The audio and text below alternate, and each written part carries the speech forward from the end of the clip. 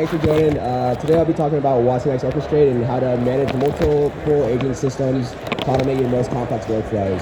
So before I want to get started, let's just talk about what watsonx Orchestrate kind of is built on, right? We have an agent builder where we can get some agents built in minutes and not months.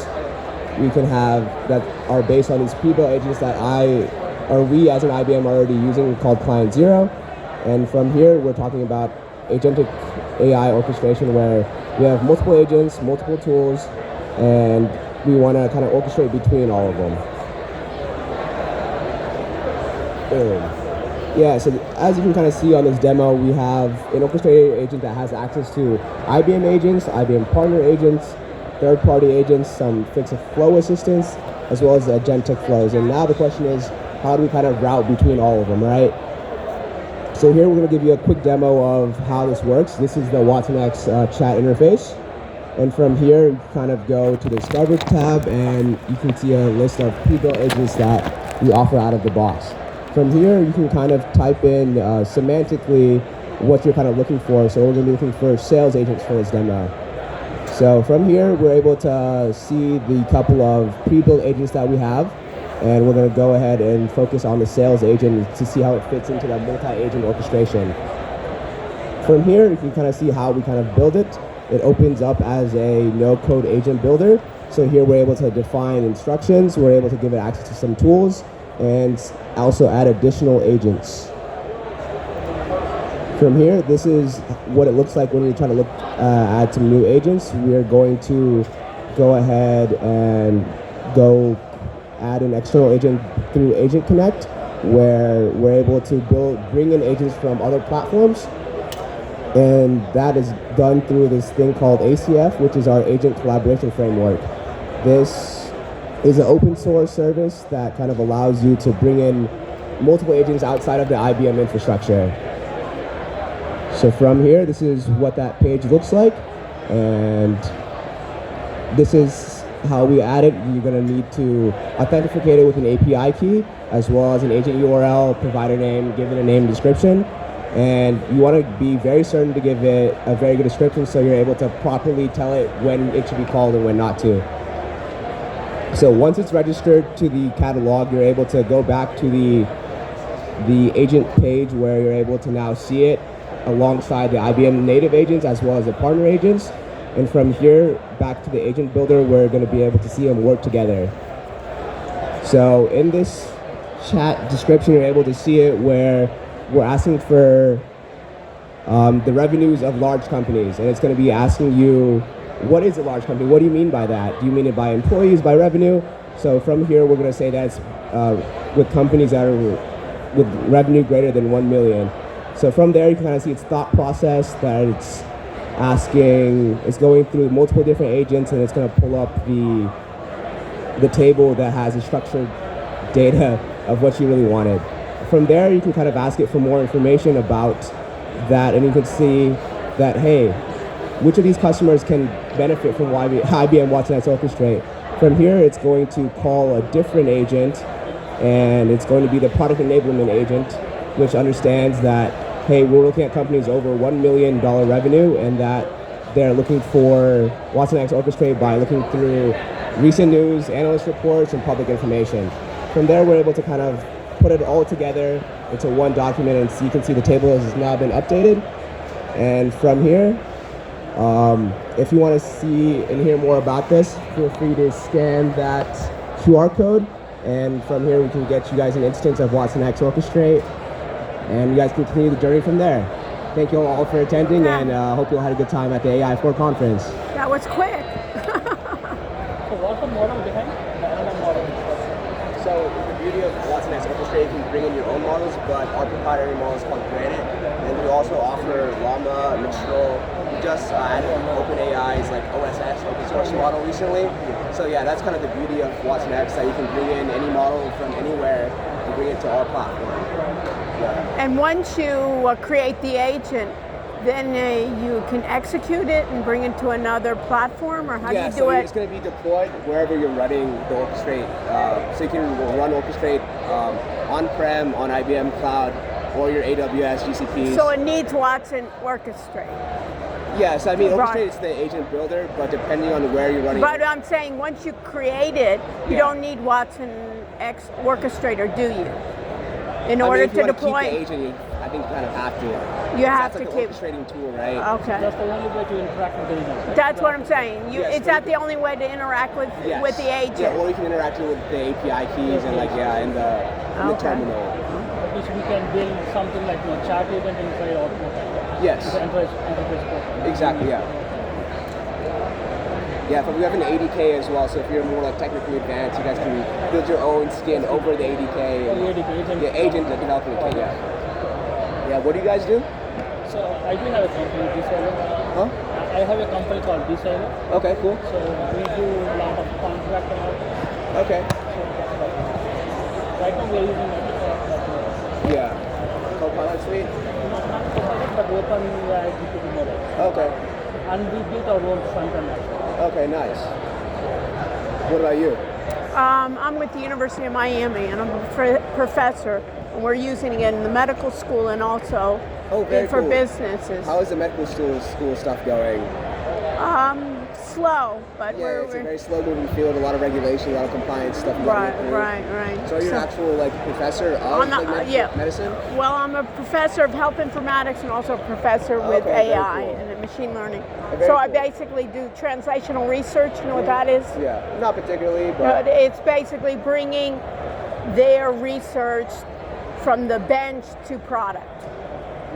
So basically, end users can use their research, where they're just doing it in the lab. So I'm just wondering, in terms of something easy and almost something to demonstrate that when even physicians can use it, when they don't know coding, they know the flow, they know what they need to do. So basically, the end user is basically creating it rather than the engineering team, because the engineering team knows nothing about medicine, knows nothing. So they'll create something, they say, oh, it's great, but it's not the way I practice medicine.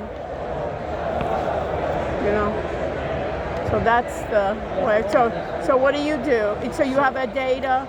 We do have a platform where we take a lot of unstructured data, especially for the procurement. So every company will have a procurement, right? Right, So there will be contracts like between their vendors and all. right, So we take their contracts and also we take the spend data right. and we do like a lot of extraction of key insights from those contracts. So what is the problem you're trying to solve? So providing a lot of saving opportunities and also compliance opportunities with the enterprise data. So because within the data, like there will be a lot of issues with the compliance. So because With the complaints? compliance, yeah. Right. So legal compliance that Compliance or complaints? compliance.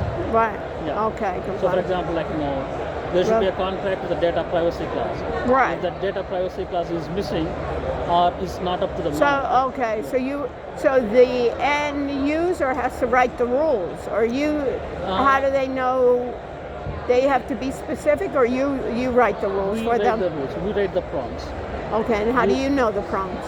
Because we do have our own expert team who are Okay. experts in this area. In procurement, in certain industry, or procurement in general? On all What is procurement, your- all industries. And how did you get involved in this? So I used to work for EY, Ernst & Young. You used to work with who? Ernst & Young What is- is EY, the company Okay. name Oh, is EY. EY. Yeah. Okay. So I used to work for, and we used to solve the problem. So without AI, and then we started thinking, right? So why don't we create a platform like this? And myself, I and my co-founder, we both came out and started this company. And now, how's it going for you? I'm sorry. How is it going for you? So far it's good. I mean, we are making progress.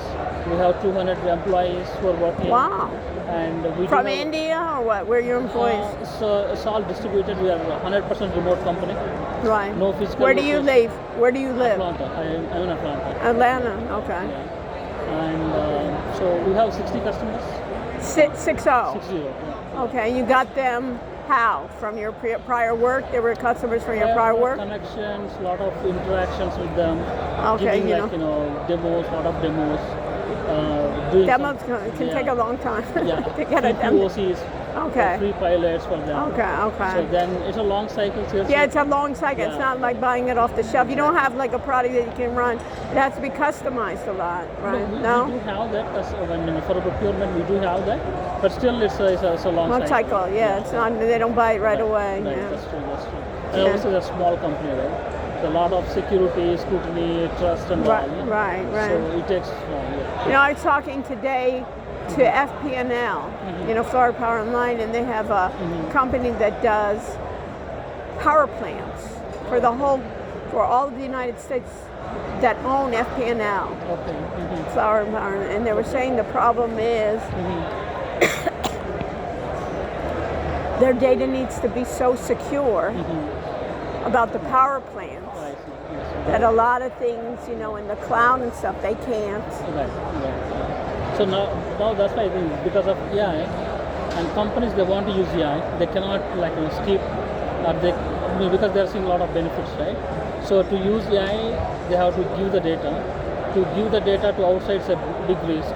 Now they are Everybody- thinking of yeah, going that's- back to on-premise. Yeah, that's So kind that- of right. yeah. That's funny. That's a new trend. Yeah, new trend. Yeah, yeah. Because I was promoting that a long time with a number of startups, and they were fighting back with me. And it's, why would anybody want to go backwards Right. to on-prem? Why, Right. basically, why would you?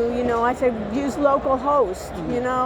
Why would you want to do that? We don't do that, And I was so disappointed, But because companies are afraid of all their data being out there and being, anyways, everybody is being susceptible and hacked, even you don't even know you're hacked. Yeah, that's true. That's true. Yeah. So you're seeing that trend of going back That's to one, prem. yeah, I can see that. Yeah. So a lot of companies are asking us why don't you install everything in our cloud or in our data center? Right.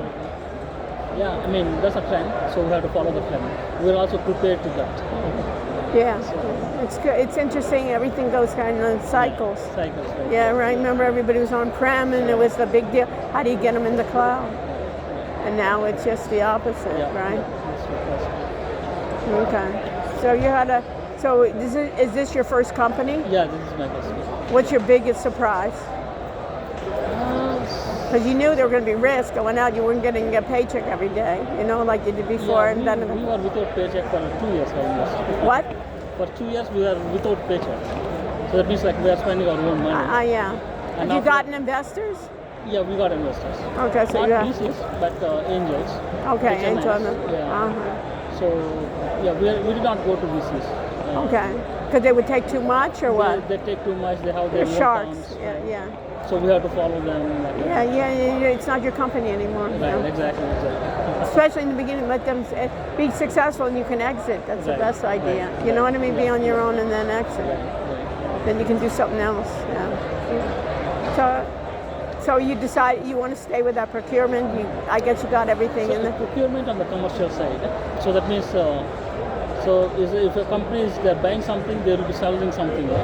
So we want to play in both areas. Yeah, you have So to from kind of selling make. side also, we can provide a lot of insights, a lot of opportunities where they can increase their prices. So how do you do that?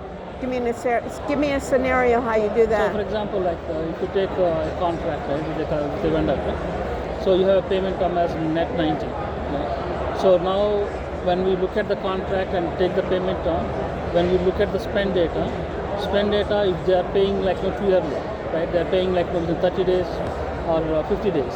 That means they are losing a lot of cash. Yeah. So now we identify, we provide the